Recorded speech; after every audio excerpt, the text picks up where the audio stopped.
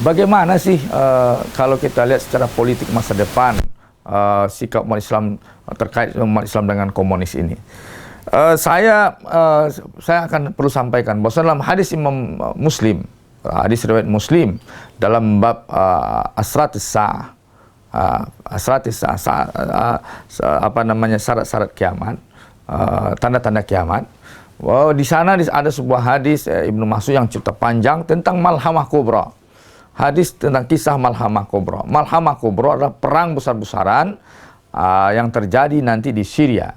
Perang besar-besaran yang terjadi di Syria. Nah, dalam perang besar-besaran itu diawali yang pertamanya adalah yaitu kerjasama umat Islam dengan Romawi melawan Parsi. Jadi dimulai dengan umat Islam bersatu dengan Romawi melawan Parsi. Nah, siapa ini Parsi? Parsi adalah Syiah. Syiah grupnya sekarang siapa? Yaitu dengan komunis.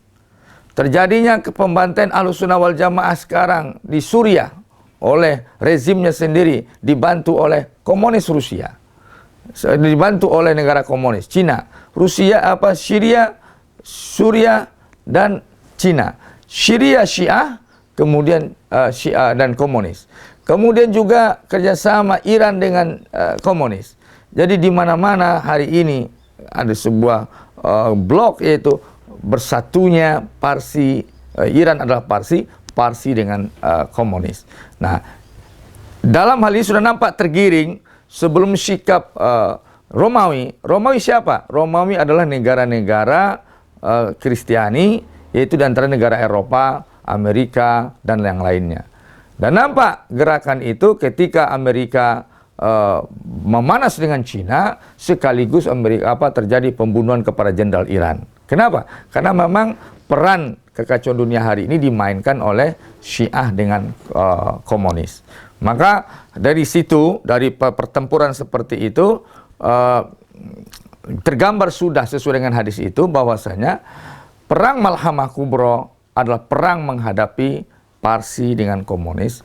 Di saat itu umat Islam bersatu dengan Romawi. Wallahu alam, hari ini dengan hikmah dari COVID-19 ini, kasus COVID-19 ini, orang Eropa semakin baik pandangannya kepada Islam.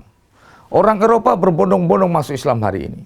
Yaitu negara-negara Romawi, pecahan-pecahan negara Romawi atau Kristiani, hari ini berbondong-bondong masuk Islam. Pertanda apa? Sudah mulai pandangan positif terhadap Islam menjadi pandangan publik di Eropa. Nah, kalau ini terjadi, artinya apa? Akan ada apakah situasi politik yang akan menuntun nantinya atau bagaimana, sehingga nanti akan bersatu Muslim dengan Romawi menghadapi Parsi. Untuk itu Cina komunis Parsi dengan grupnya, maka menurut gambaran hadis ini tidak mungkin bersatu dengan Islam. Walaupun sekarang ini beberapa negara Islam pro pada Cina. Tapi itu pemerintahannya, belum tentu rakyatnya. Saya harus petakan ini. Kalaupun hari ini beberapa negara Islam, termasuk Indonesia, yang pro, kalau seandainya dianggap pro pada Cina, itu pemerintahannya, rakyatnya belum tentu. Kenapa? Karena akidah Islam tidak bisa memaklumi hal tersebut. Nah, sidang jemaah para ikhwah yang dirahmati Allah, di dalam ini kita memang harus mengkaji juga ini, harus waspada juga. Nah, kenapa kita harus tahu menggambarkan sikap-sikap dan prediksi Rasulullah secara nubuat, berita-berita nubuat untuk dunia politik umat Islam yang ke depan, bahwasanya tidak mungkin umat Islam pro kepada Syiah dan komunis. Kenapa? Karena nanti Malhamah Kubra di Gutoh akan terjadi seperti itu. Saya lanjutkan, para ikhwan yang dirahmati Allah. Kalau nanti terjadi seperti analisa sebagian, analisa sebagian bahwa ini adalah by design, COVID-19 ini by design, dan akan terjadi kalau puncak memanasnya Amerika dengan Cina ini nanti sampai kepada perang militer. Sekarang baru perang dagang, trade war, nanti akan memanas, memuncak, jadi pemicu perang fisik. Karena sekarang sudah di Laut Cina Selatan sudah mulai masing-masing kekuatan militer disiagakan di sana, dan Indonesia berbatasan dengan lokasi tersebut, area tersebut, yaitu di Natuna tepatnya. Nah, ini kan harusnya kita harus berpikir lebih matang hari ini kalau kita terkena imbasnya. Namun kita juga terlepas dari eksiden seperti itu nanti, tapi harus ada yang kita pikirkan, yaitu apa? Baik kita maupun pemerintah, saya ajak untuk lebih bersikap kepada prinsip yang sebelumnya kita sangat pegang, yaitu non-blok. Kita punya sikap non-blok saja. Kenapa? Kita jangan terbawa kepada kubu-kubu yang berseteru itu. Nanti kalau kita hari ini pro, misalkan pro kepada Cina, nanti Cina kalah, kita pun ikut menanggung deritanya. Jadi jangan terpapar kita karena kekalahan Cina nanti dalam Perang Dunia Ketiga. Kalau itu terjadi, jadi hati-hati ya. Jadi hati-hati sekali kita. Jadi kita Indonesia ini kan sudah proaktif dan bebas dan proaktif, non-blok ya, itu kita pegang. Jadi seharusnya ini jadi kesadaran kita bersama, baik tokoh-tokoh umat, baik tokoh pemerintahan, semua kita, para pemimpin kita, hati-hati dalam mengambil sikap ini. Kenapa? Karena sudah banyak intelijen dunia internasional yang mengkaji kemungkinan terjadinya perang antara Cina dengan Amerika. Di antaranya kalau Trump terangkat lagi jadi presiden, kemungkinan perang itu ada. Kalau Trump nanti terangkat lagi jadi presiden, kemungkinan perang itu ada. Kemudian hal ini juga ada pihak ketiga yang bermain, yaitu Yahudi. Yahudi ingin membangun kekuatan penyeimbang yang akan menyeimbangi kekuatan dunia selama ini dipegang oleh Amerika. Maka dimunculkan power of balance dari kalangan negara Cina untuk mempersiapkan tenaga baru oleh Yahudi. Israel nggak akan mungkin memukul Islam dengan hanya negara Israel. Harus paham itu umat Islam. Israel tidak akan mungkin memukul Islam hanya dengan negara Israel. Tapi kalau memukul Palestina mungkin, tetapi kalau dunia Islam nggak mungkin. Maka Israel sejak dahulu memakai tenaga-tenaga besar untuk menghabisi umat Islam. Dengan apa? Yaitu selama ini dipakai Amerika, kemudian ada kekecewaan baru, Amerika juga sudah mulai lari dari setelan yang diinginkan oleh Israel.